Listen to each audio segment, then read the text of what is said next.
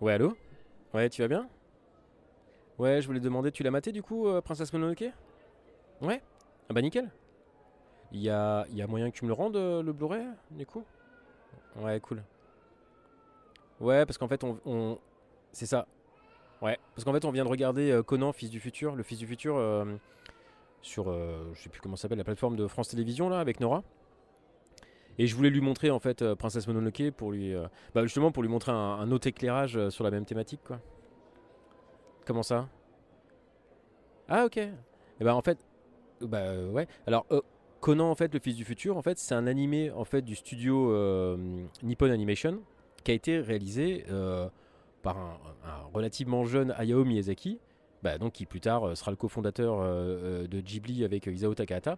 Et la série, en fait, elle est basée sur un roman d'Alexander Kay qui s'appelle Après la vague.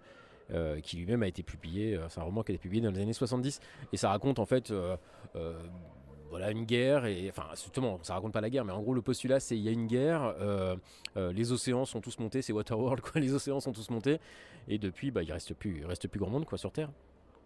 Et là en fait donc ça raconte l'aventure en fait d'une bande d'enfants, enfin d'une bande d'enfants et de quelques adultes en fait dans un monde donc post-apocalyptique clairement. Alors il y a Conan, donc le héros, en fait, qui semble tout droit être une sorte d'incarnation enfantine de l'état de nature, ouais, de l'état de nature de Rousseau. D'autant plus qu'il a développé une espèce de force surhumaine. Enfin, c'est clairement, oui, voilà, c'est clairement l'enfant de la nature. D'ailleurs, il n'a pas de parents, et c'est un élu, tout ce que tu veux, voilà. Mais c'est jamais dit comme ça, quoi. Et ce jeune Conan, en fait, par bien des aspects, en fait, il va influencer après Toriyama pour son Sangoku enfant. Il y a des clins d'œil, notamment sur les moments de pêche aux gros poissons, où on sent une forme de filiation entre les deux. Mais bref, Conan, en fait, il va rencontrer la jeune Lana, qui, elle, en fait, elle est à la recherche de son grand-père, qui est un illustre savant, qui lui-même est recherché par des hommes de la cité, une cité-État, en fait, qui se nomme Industria. Et donc, dans ce monde, qui a été donc ravagé par la guerre, tu as ceux qui vivent en petites communautés fermières, agricoles, euh, voilà, des petites communautés extrêmement limitées, mais donc qui sont à la merci qui n'ont pas de défense, quoi, en quelque sorte.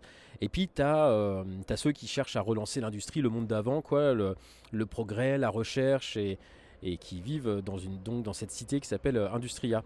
Mais pour ça, en fait, ils vont avoir besoin d'énergie, c'est le nerf de la guerre. Et là où pour les fermiers, l'énergie, entre guillemets, c'est l'huile de coude, quoi, c'est l'énergie motrice humaine. Bah là, en fait, ils vont chercher une énergie alternative et donc toutes ces questions-là d'énergie thermique, moteur à explosion, nucléaire, éolien, solaire, etc., etc. Et donc pour ça, en fait, donc il va avoir besoin du grand-père de Lana, qui est la clé en fait pour fabriquer cette fameuse énergie, quoi. Mm. Puis ils vont ajouter à ça, en fait, va s'ajouter une bonne dizaine de personnages assez marquants en fait dans une série qui fait finalement que 26 épisodes, mais qui est vraiment pleine. Ouais. Bah ouais, justement. Bah oui, c'est ça. C'est ça, parce qu'en fait, c'est le même postulat qu'on va retrouver ensuite dans Princesse Mononoke, avec Dame Eboshi en fait qui va étendre son emprise sur la nature et le personnage sage et bienveillant qui est Ashitaka, mais même y compris la réaction de la nature, tout ça.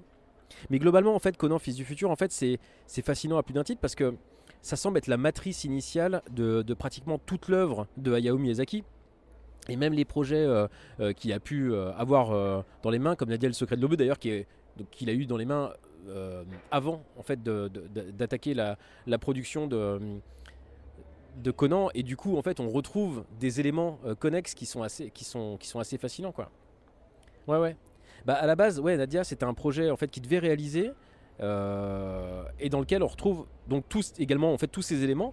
Donc la cité-État fasciste, enfin fasciste, fascisante, dictatoriale, les enfants qui sont confrontés à une aventure qui va les faire grandir beaucoup trop vite, bah, la guerre notamment, les adultes en fait ont systématiquement des rôles troubles et qui vont avoir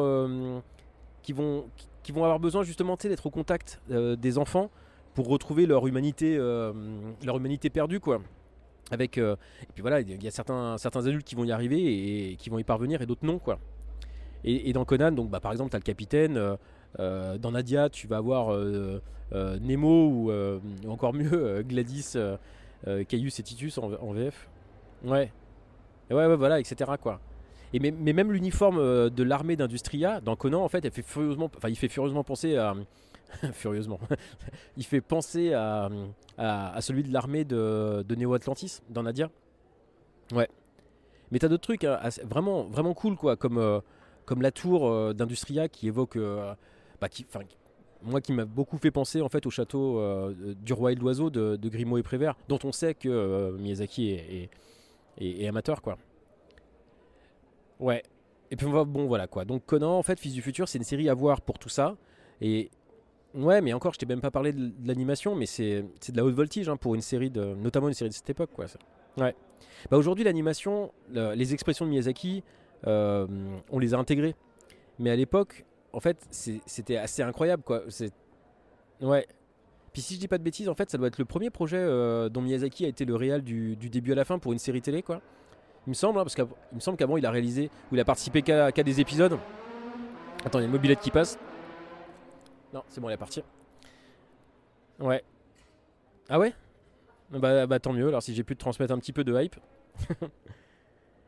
Ouais, bah alors maintenant c'est maintenant que je vais te refroidir alors. C'est ça. Bah ouais, parce que donc la série, donc elle est sur Roku, je me souviens, c'est sur Roku, la plateforme de France Télévisions là pour les gosses. Mais c'est en français uniquement quoi. Et le format en fait 4 tiers il a été étendu, ce qui fait qu'en fait il nous manque des bouts d'images en haut et en bas. Mais comme on dit à tout malheur, bonheur est bon quoi, la VF elle est vraiment impeccable. Ouais, Brigitte Lecordier notamment. Oui mais voilà. Mais pour tout ça en fait je vais t'envoyer un lien vers le podcast en fait d'Olivier Fallet. Tu sais Olivier Fallet que j'avais reçu dans mon podcast, dans Et tu connais. C'est ça. Et ben en fait lui il a travaillé en fait sur cette édition. Et il en parle très très bien en fait dans son podcast Anisong. D'ailleurs, c'est dans cet épisode d'Anisong qui raconte l'histoire du générique, alors qui n'est pas le générique d'origine. Ouais, je te laisserai le découvrir, mais la chanson elle est géniale. Elle est vraiment super quoi. Mais elle a ce petit côté. Enfin, moi la première fois que je l'ai entendue, je me suis dit c'est pas possible, c'est pas la chanson de l'époque. Il y a un truc qui, dans le vocabulaire, il y a quelque chose, notamment l'utilisation du mot méga. Je me suis dit c'est étonnant que dans les années 80 on utilise le terme méga. Ça me semble pas. Ouais, bah bon bref, je te laisse découvrir cette histoire, elle est vraiment vraiment très très cool quoi. Bah tu sais quoi, je te mettrai le lien en commentaire du podcast sur YouTube ou dans la description du podcast, dans les applis podcast, je sais pas. Tiens d'ailleurs, pense à partager l'épisode. Dès que tu vas chercher le lien là, pense à partager l'épisode. Tu mets un pouce en l'air, tu mets un commentaire gentil pour Hayao Miyazaki et Olivier Fallet. Je leur transmettrai le message. C'est ça. Bon du coup tu passes quand? Bah pour le... De quoi? Bah déjà? Mais ça fait combien de temps que je te parle?